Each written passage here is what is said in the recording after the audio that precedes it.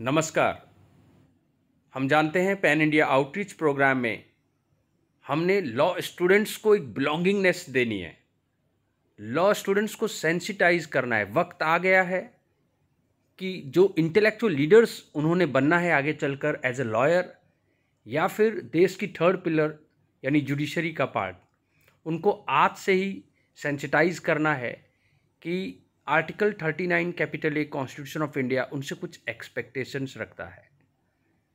Article 51A का जे और H उनसे कुछ उम्मीदें रखता है। ये देश का यूथ है।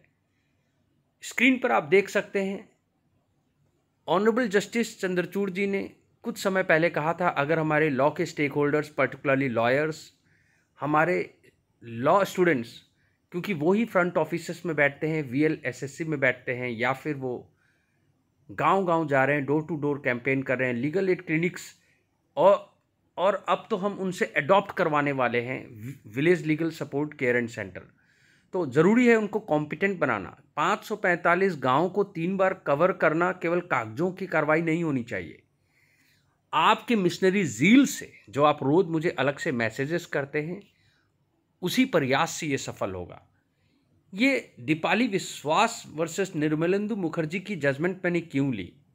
ऑनरेबल सुप्रीम कोर्ट ने खुद ये कहा कि इस जजमेंट को लॉ की सिलेबस का पार्ट होना चाहिए, इसीलिए मैंने इस जजमेंट को लिया है। 50 साल का एक सूट आप देख सकते हैं स्क्रीन पर।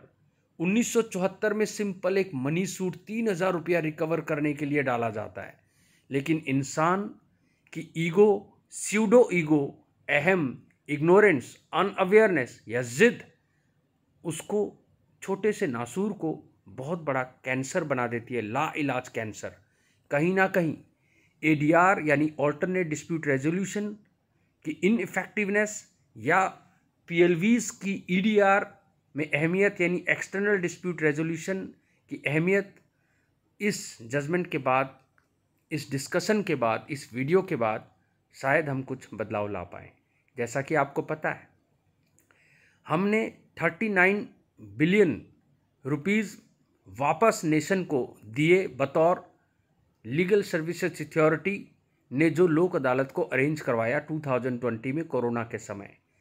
मात्र 70 से 72 लाख रुपया सरकार का खर्चा आया, लेकिन लोगों का लगभग 40 अरब पैसा वापस सोसाइटी में गया।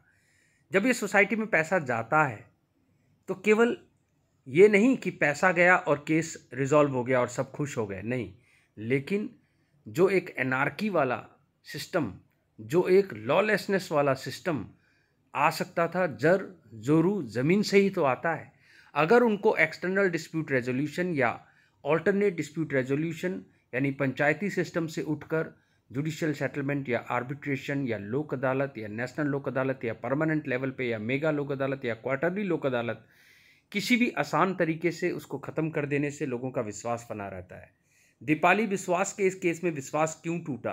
क्योंकि कहीं ना कहीं हम फेल हुए। आओ सबक लें इस जजमेंट से, जिसमें एक ही बात को उठाते उठाते ऑनरेबल सुप्रीम कोर्ट तक ये मामला गया। एक जनरेशन ख़त्म हो गई, 5th राउंड ऑफ लिटिगेशन पहुंचा, दूसरी जनरेशन लड़ रही है।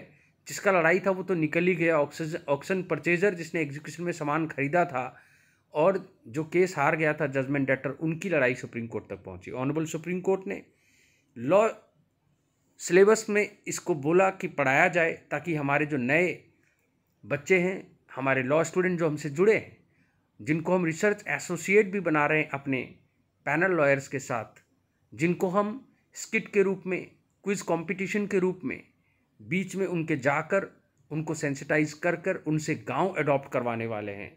गांव का मतलब विलेज लीगल सपोर्ट सेंटर जो उनके घर के नज़दीक है, उसको अडॉप्ट करवाएंगे, ताकि उनके पड़ोस में अगर वो कहीं देखते हैं किसी लड़की को शादी के नाम पे झांसा देकर धोखा दिया गया, कहीं पर पति कुछ नहीं कमा रहा, पत्नी कमा रही है, तो पति को कोई सेक्शन 24-25 हिंदू मैरिज एक्ट की अवेयरनेस ही नहीं है, कहीं पत्नी ब्लैकमेल करती है कि तू अपने पिता और माँ को छोड़ दे तो मैं तेरे साथ रहूँगी, और वहाँ पर नरेंद्र वर्सेस मीना की गाइडलाइंस नहीं पता कि पति के लिए भी रिलीफ है, कानून अंधा नहीं है।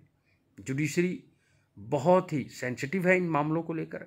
SC/ST एक्ट में ऐसा नहीं है कि 18A के कारण सुभाष काशीनाथ महाजन जिसको डाइल्यूट कर दिया गया था, तो एंटिसिपेटरी बेल ही नहीं है तो गलत केसेस में भी अरेस्ट होगा और लोगों की रेपुटेशन को दाग किया जाएगा। आज भी ललिता कुमारी या प्रियंका या फिर प्री अरेस्ट बेल का जो जजमेंट था बलोथिया का, वो आज भी प्रिवेल कर रहा है। एंटीसिपेटरी ना से प्री अरेस्ट है, जिन तिलों में तेल नहीं। और ये जो दीपाली विश्वास का जजमेंट है, वापस विश्वास को बनाएं, लोगों को बताएं कि 50 साल के इस 3,000 रुपये का दावा किस तरह 1974 से 2021 में ख़त्म हुआ।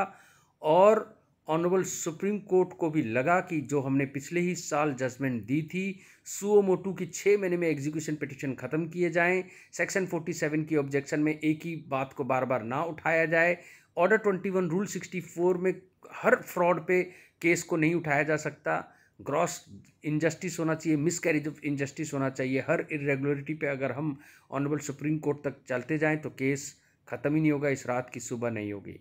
तो मैं अपने पैनल लॉयर, अपने रिमांड काउंसलर, अपने लॉ डकलिंग से उम्मीद करता हूं कि वो इस तरह से लोगों को घर घर जाके पैन इंडिया अवेयरनेस प्रोग्राम में समझाएं कि ज़िद पे ना अपने केसेस को सुप्रीम कोर्ट तक पहुंचाएं, एक उसका आसान रूट निकालें और जल्दी से जल्दी अपने केसों को लोक अदालत के थ्रू ख़त्म करवाएं। जय हिंद, जय हिमाचल।